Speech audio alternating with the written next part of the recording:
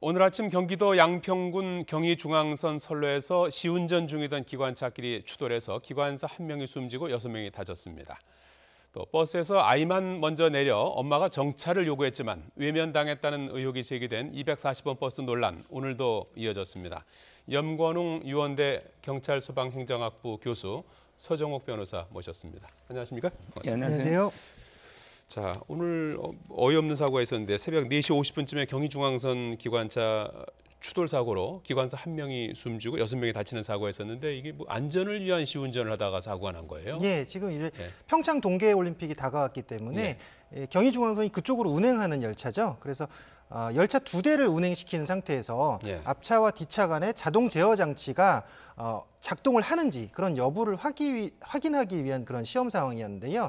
거기서 뒤차의 자동 제어 장치가 작동하지 않아서 결국은 뒤차가 앞차를 받는 상황이 됐고 뒤차의 운전자가 사망을 하시고 6명이 부상당하는 그런 사건이 발생했습니다. 예, 이게 객차는 없는 상태에서 기관차만끼리만 부딪힌 거죠? 그렇죠. 이게 시운전이기 때문에 객차 일반 손님은 없고요. 저는 이게 이번 사고가 한마디로 딱 하면 바로 이게 정말 어처구니 없는 후진국형 인재다. 바로 이게 인재라는 게요. 왜냐하면 이게 자동 제어 시스템을 시운전이잖아요. 그럼 이게 시험이라는 거는 항상 이게 작동이 안 될 수 있다는 걸 전제하고 안전 대책을 세워야 되는 거 아닙니까? 그럼 이게 수동으로 세울 수 있도록 충분히 그걸 해야 되는데 안 하고 이런 사고 났기 때문에 전형적 인재라 보는 거죠. 기관사 과실인지 또는 뭐 자동 정치 장치 고장인 것인지 이 부분은 좀 더 조사를 해봐야 되는 거죠? 네, 일단 구간 자체가 단선 구간입니다. 그래서 차량의 신호를 보낼 때 이 신호가 좀 엉키는 경우들이 있다라고 기관사들이 얘기를 하는 경우가 있었다고 하더라고요. 그래서 이런 부분에 대해서 지금 시험 통제를 하고 또 자동 제어 장치를 시험하는 그런 상황이었는데 어쨌건 만약에 장치에 문제가 있었다든지 아니면 장치를 장치가 꺼진 상태에서 운행을 했다든지 이런 상태에서 이제 기관사 과실이 있었을 가능성도 있고 아니면 기계 장치의 오류로 인해서 사고가 발생했을 가능성 두 가지 가능성을 모두 조사를 해봐야 될 것 같습니다. 시험원 중에 사망 사고까지 발생한 만큼 좀 엄중한 조사가 좀 필요해 보입니다. 시내버스 240번 논란, 당초 운전 기사에 대한 이제 비난이 비등했었는데요. 지금은 조금 옮아가는 것 같아요. 다른 딸이 이제 글을 올리기도 했고요. 그 다음에 이제 또 거기 글을 올린 분이 조금 처음에 자기가 자세한 상황을 잘 모르는 상태에서 올렸다 2차 글을 또 올리기도 했어요. 그렇죠. 이게 저가 보기에 크게 한 4가지 정도가 달라진 것 같아요. 처음 글하고 뭐냐면 이게 애 나이가 처음에 4살이라고 그랬잖아요. 근데 7살로 밝혀졌고 그다음에 차도 한 16초 동안 서 있다가 정지했다가 이게 출발했고요. 그다음에 차선도 어느 정도 이게 10초 정도 지나서 차선이 변경된 이후에 운전자가 인지를 했고요. 그리고 이제 그래서 저는 이 사건을 욕설에 대해서도 이게 전에 욕했다는데 지금 욕설한 증거는 안 놓잖아요. 이렇게 4가지가 달라졌는데 저는 이게 이번 사고를 보면서 딱 한 말씀만 드리면 바로 이게 표현의 자유가 너무 오남용되면 엄청난 이게 본의 아닌 피해를 줄 수 있다. 왜냐하면 이게 일반 네티즌들은 정말 이게 팩트 확인도 없이 글을 막 올리지만 이게 운전기사 있잖아요. 이 입장이 돼보면 운전기사는 잘하면 이게 회사에서 해고될 수도 있는 아주 큰 피해를 받을 수도 있는 상황이었잖아요. 만약에 CCTV가 없었으면 따라서 이게 저는 항상 이게 글을 올릴 때는 팩트에 각해서 신중하게 해야 된다. 이게 교훈이라 봅니다. 이 사고와 관련한 서울시 관계자의 이야기가 있었는데요. 잠깐 좀 들어보시겠습니다. 보호자가 엄마가 아이하고 같이 동행한 사실을 알 수가 없는 상황이었고요. 교통이 좀 혼잡하고 안전에 문제가 생겨서 그렇게 할 수 없는 상황이었다라고.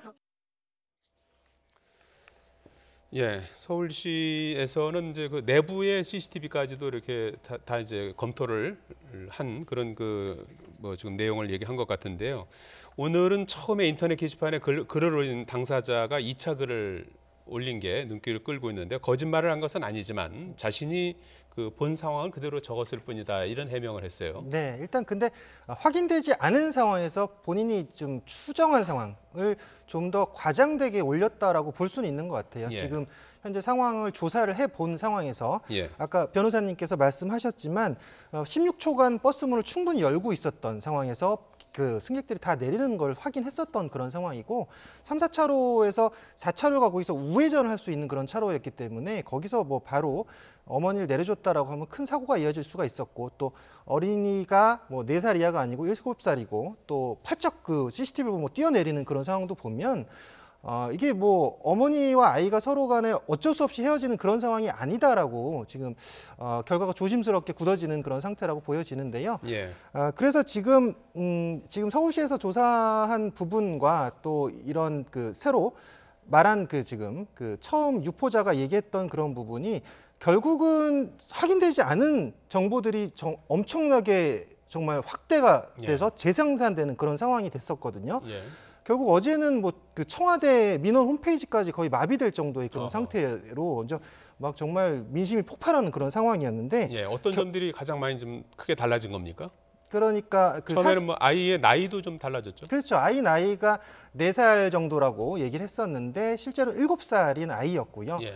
그리고 아이가 내리는 상황에서 어머니가 뭐 지금 얘기했던 그런 상황들이 실제와 좀 다른 상황들이 좀 전개가 되고 있죠. 그래서 버스 기사에게 내려달라고 요구를 했는데 버스 기사가 무시하고 다음 정거장까지 무조건 갔던 그런 상황이었다라고 얘기를 하고 뭐 또 그 기사가 어머니에게 욕을 했었다 뭐 이런 상황으로 얘기를 했었는데 실제로 지금 그런 상황이 전개되진 않았었고 버스 기사는 충분히 안전 조치를 했었고 자신이 지켜야 되는 그 원칙을 지킨 상황에서 운행을 한 걸로 보여지고 있습니다. 예, 서 변호사님 보시기에는 지금까지 드러난 이번 사건의 뭐 진실은 뭐라고 보십니까? 그쪽에 진실이 이제는 뭐 양쪽 이야기 다 들어보니까 예. 대략의 CCTV도 놓고요. 예. 놓는데 저는 이게 여기에 대해서 네티즌들의 글이 많이 올랐잖아요. 예. 근데 딱 2개의 글이 와닿더라고요.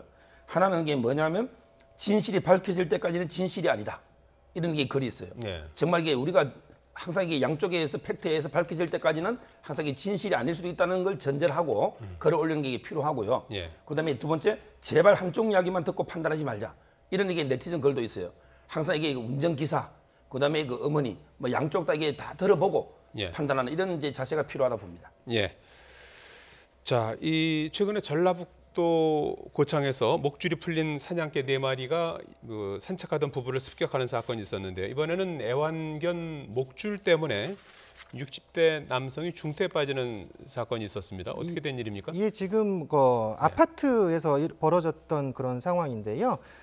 지금 그 현재 상황에서 그 목줄을 안 차고 목줄을 매지 않고 그 개를 지금 데려가던 그런 상황에서 예. 목줄을 채워야 되지 않냐라고 지금 말씀하셨던 그런 상황인데 거기서 서로 간에 이제 말다툼이 벌어졌고 엘리베이터 안에서 밀치는 상황에서 뒤로 넘어진 상태에서 저 화면에 나오고 있습니다. 지금 뒤로 넘어진 상황에서 결국 뇌출혈이 발생해서 엘리베이터 안에다 개를 이렇게 풀어놨군요. 목줄 없이. 예, 그렇죠. 그래서 결국은 지금 넘어져서 뇌출혈로 지금 혼수 상태에 지금 피해자가 있는 그런 상황입니다. 참고로 이게 저 목줄에 대해서는요. 예. 우리 법에 보면 이게 모든 개가 다 목줄에 해야 되는 건 아니고요. 예. 뭔가 이게 맹견들 있잖아요. 이게 또 법으로 개 종류까지 다 정해놨어요. 저는 이게 개 전문가가 아니라 모르지만 법으로 보면 이런 맹견들을 예시해서 그런 맹견들에 한해서 입막음과 목줄 있잖아요.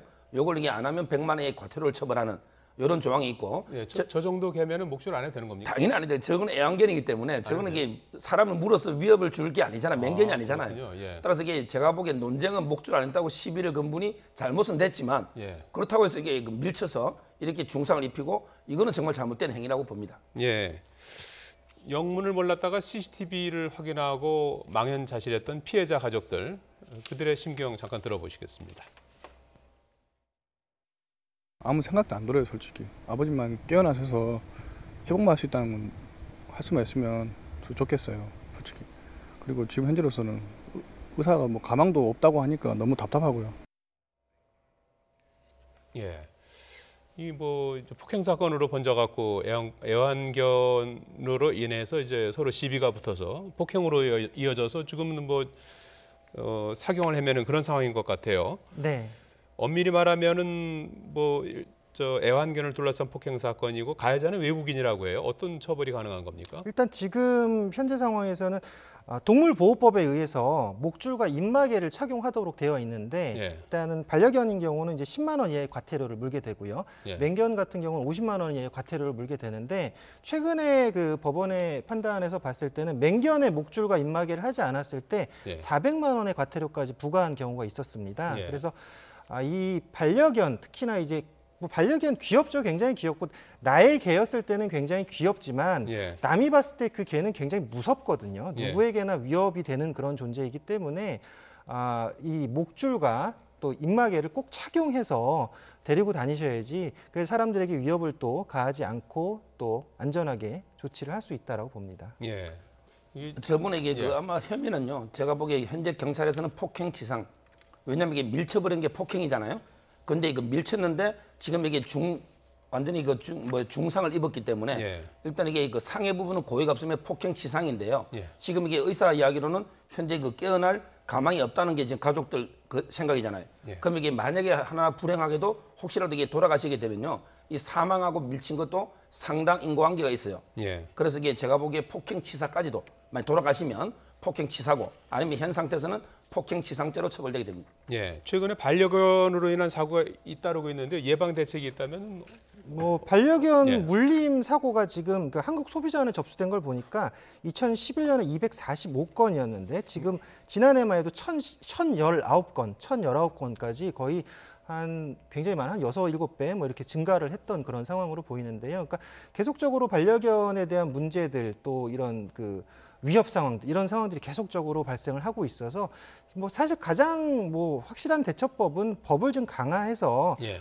의무적으로 목줄과 입마개를 하도록 하는 것이겠는데요. 어쨌건 반려견이 옛날에 애완견이었잖아요. 예. 이제 반려견으로 격상이 됐던 그런 상황을 보면 충분히 이제 사람과 더불어서 살고 또 사람에게 행복을 주는 그런 존재들인데 예. 그것이 남에게 위협이 되는 그런 존재로 남게 하면 안 된다는 거죠. 그래서 반려견 견주들께서 이런 좀 그 시민 의식을 갖추시고 그러니까 남을 위협하지 않게 안전하게 데리고 다닐 수 있도록 저렇게 좀 노력을 하셔야겠죠. 조그만 강아지도 저 목줄을 해야 되는 겁니까? 그럼요. 해야 엘리베이터 되죠. 안에서도 예, 같은 예. 것이죠? 반려견도 동물보호법에는 하도록 되어 제가 있는데. 알기로는 이게 맹견 아까 6가지 그 있잖아요. 예. 그렇게 제한한 걸로 아는데 또 자주 이게 시행 규칙이 표가 바뀌다 보니까 예. 그런 게 좀 더 확인이 필요한 거고요. 예. 일단 이게 제가 보기에 2가지가 필요한 게 얼마 전에 이게 맹견이 물어가지고 사람이 다치잖아요. 이런 경우에 그 과태료 이런 거 안 되고요. 예. 저는 이게 그 형법상으로 과실치상. 왜냐하면 이게 개를 과실로 해서 사람 상해를 입히면 과실치상으로 처벌하고요. 예. 그다음에 중요한 게 민사상 손해배상입니다. 물론 이게 그 맹견 사건에서도 보험료가 들어있잖아요. 1억요. 예. 그래서 이게 그 개가 물어서 상해를 입으면 이게 치료비라든지 이렇게 손해배상을 해주는 민사상 예. 이 2가지 조치가 더 필요하다 봅니다. 예. 이 두 분이 전문가인데도 이 저 강아지 목줄을 해야 되는지 이게 지금 그게 서로 의견이 워낙 엇갈리고 배표들이 있는데요. 바뀌는데 요거 저 오늘 방송 끝나기 전에 좀 저 알아보셔서 좀 말씀을 해주면 저희가 클로징 할 때라도 좀 정리를 좀 해드리도록 하겠습니다. 자 그리고 70대 독거 노인을 그 강도 살해한 용의자가 12년 만에 경찰에 붙잡힌 사건이 있었어요. 네, 이게 2005년도 5월에 발생했던 사건이고요. 강릉에서 벌어진 사건인데 예. 70대 그 여성이 집에서 숨진 채 발견됐던 사건입니다. 예. 근데 이제 결과적으로는 이번에 12년 만에 해결된 그런 사건이었죠. 그러니까 미제 사건으로 남을 만한 사건이었는데 이 과학 수사의 발달로 인해서 지금 결국은 해결됐던 그런 상황입니다. 예. 여기 그 보면은 결국 그 집안에서 발견됐던 피해자가 포장 테이프와 휴대전화 충전기 줄로 얼굴과 양팔 또 두 다리가 묶여 있는 상태에서 숨진 채 발견됐던 그런 상태인데요. 거기서 이제 피해자 입에 묶여있던 그 테이프에서 1cm 정도의 지문을 발견한 거죠. 그러니까 예. 반쪽 지문이라고 하는데 그걸 이제 지금은 쪽지문이라고 부르는데요. 예. 그때 당시에 그 과학수사 기법으로는 그 쪽지문에 대해서 신원 확인을 할 수가 없던 그런 상황이었습니다. 근데 이번에 과학수사 기술의 좀 발전으로 인해서 이 쪽지문을 확인을 했고 용의자 신원을 확보해서 검거하는 그런 상황이 됐습니다. 예. 국가수가 지문 감식하는 어떤 기법들을 계속해서 발전시켜 나가고 있나 보죠. 그렇죠. 이게 요 사건이 저는 아주 의미가 있는 게요. 예. 왜냐하면 이게 12년 됐잖아요. 근데 옛날에는 살인죄 공소시효가 15년이었는데 예. 지금 이게 2007년부터는 살인죄 공소시효가 없어졌어요. 예. 근데 그게 없어진 이유 중에 가장 큰 이유가 바로 이게 과학수사 기법의 발달입니다. 예. 지금 이게 12년이 아니라 만약에 30년, 22년이 돼도요. 지문이 있다면 잡을 수 있잖아요. 예. 따라서 이런 과학 수사 때문에 공소시효가 없어졌고 물론 이 사건은 관계는 없지만 저는 이게 과학 수사의 개가다 이렇게 평가합니다. 예. 본인은 일단 뭐 저 범행 일체를 부인했는데 결국에는 이제 자백을 했다고 해요. 범행 시간에 본인은 이제 뭐 예. 술을 마시고 있었다라고 예. 지금 자백을 했었는데요. 예. 확인해봤더니 거짓으로 밝혀졌고요. 그 거짓말 탐지기도 돌려봤는데 예. 3번 다 진실로 나왔다는 거죠. 그러니까 이 사람이 거짓말을 하고 있다라고 거짓말 탐지기에서도 얘기를 했는데 거짓말 탐지기가 법정에서 증거 능력으로 인정은 되지 않지만 실제 이제 수사 상황에서 자백에 대한 보충으로서 쓰이고 있습니다. 그래서 거의 한 90% 이상 확률로 거의 99%가 가깝게 사실 거짓말 탐지기가 맞다라고 보셔야 되는 게 맞는데 예. 다만 이제 거짓말 탐지기를 증거 능력으로 활용하지 않는 이유는 단 0.몇%의 오류가 발생하더라도 억울한 피해자가 발생하기 때문에 그걸 이제 법원에서 증거 능력을 인정하지 않는 그런 상황인 거죠.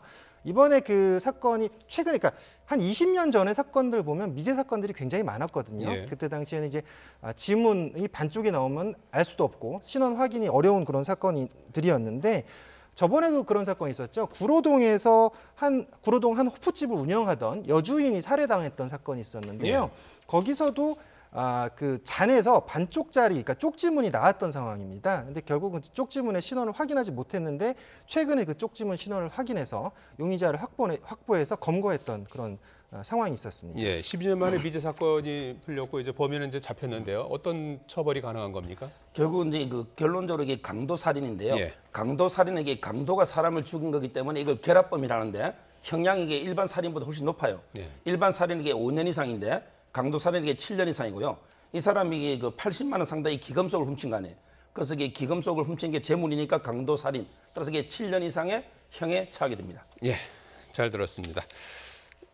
나가셔서 저기 반려견 그 목줄 그 조항이 어떻게 되는지 저는 이게 확인해서 제가 좀 알려주시기 2014, 바라겠습니다. 5년도에 제가 했기 예. 때문에 혹시 예. 그 사이에 개정됐으면 다시 말하겠습니다. 예, 알겠습니다. 예, 사건 사고 짚어봤습니다. 염건웅 유원대 경찰 소방행정학부 교수 서정욱 변호사였습니다. 두 분 고맙습니다.